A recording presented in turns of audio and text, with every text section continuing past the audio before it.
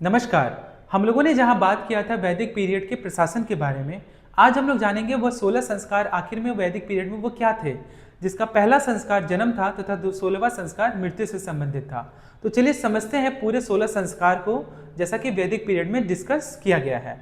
तो पहला जो संस्कार है वो संबंधित है आपका गर्भधारण से, यानी कि कोई महिला जब वो प्रेग्नेंट होती है यानी कि वो गर्भ धारण करती है तो वो उसका जो होता है वह पहला संस्कार होता है किसी भी शिशु का, यानी कि किसी भी बच्चे का। तो पहला संस्कार क्या हो गया आपका?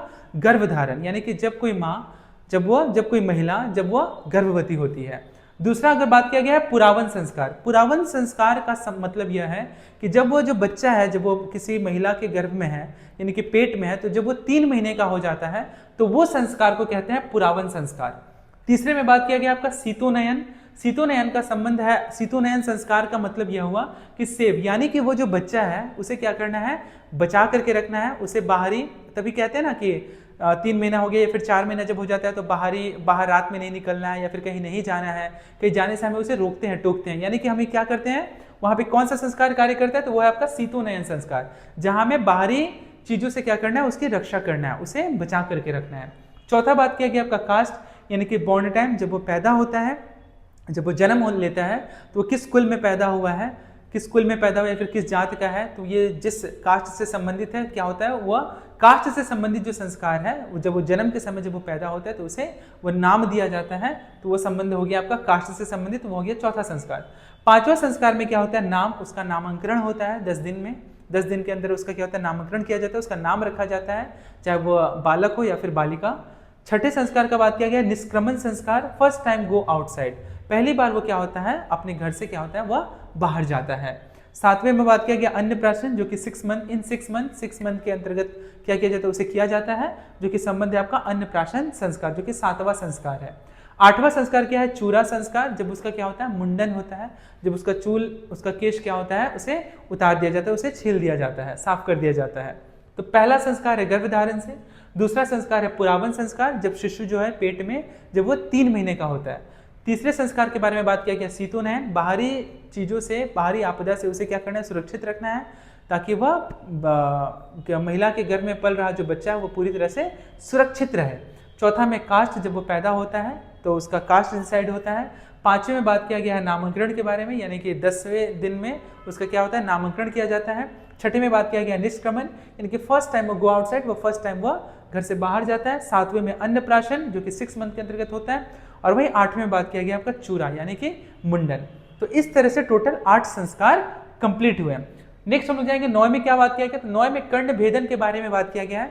वैदिक पीरियड में, जैसे कि आज के डेट में हम देखते हैं कि केवल कर्ण भेदन यानी कि कान का जो छेदना होता है वो केवल हम बालकों में देखते हैं, बालिकाओं में देखते हैं, लड़कियों में देखते हैं, लेकिन उस समय वैदिक पीरियड में लड़का या फिर लड़की दोनों में से कोई भी हो, उन दोनों का क्या होता था, कर्ण भेदन होता था, यानी कि कान को छेद दिया जाता था और उसमें झुमके लगाए जाते थे।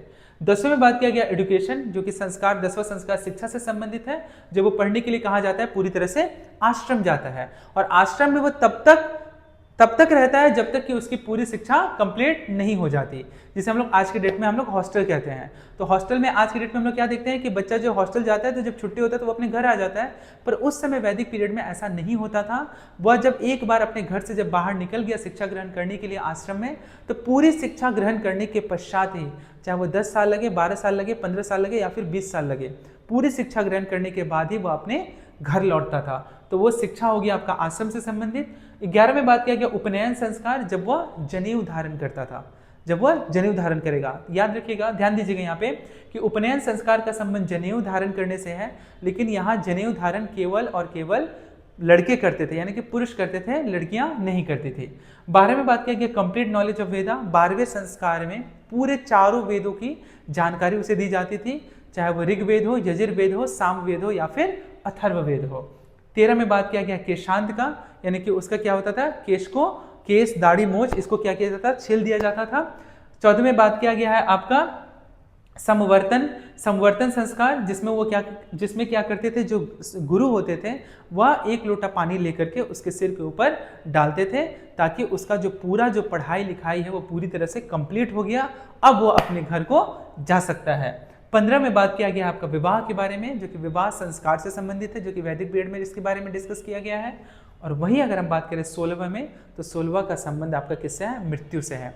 वही हम देखते हैं कि जब किसी व्यक्ति विशेष के घर में अगर कोई व्यक्ति मरता है तो या तो वो 13वां दिन होता है या फिर वो 16वां दिन होता है। 13वां दिन में क्या होता है? केशांत होता है, यानी कि चूल दाढ़ी छील दिया जाता है, और 16वें संस्कार जिसका संबंध किससे? आपका मृत्यु से है।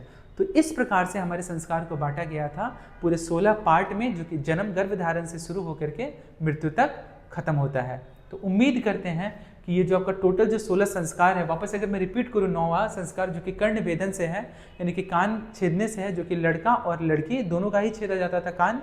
उसके बाद 10वां संस्कार था एडुकेशन, यानी कि शिक्षा से संबंधित। 11 में उपनयन संस्कार, जनेऊ धारण करना। 12 में कंप्लीट नॉलेज ऑफ वेदा, चाहे वो ऋग्वेद हो, यजुर्वेद हो, सामवेद हो या फिर अथर्ववेद।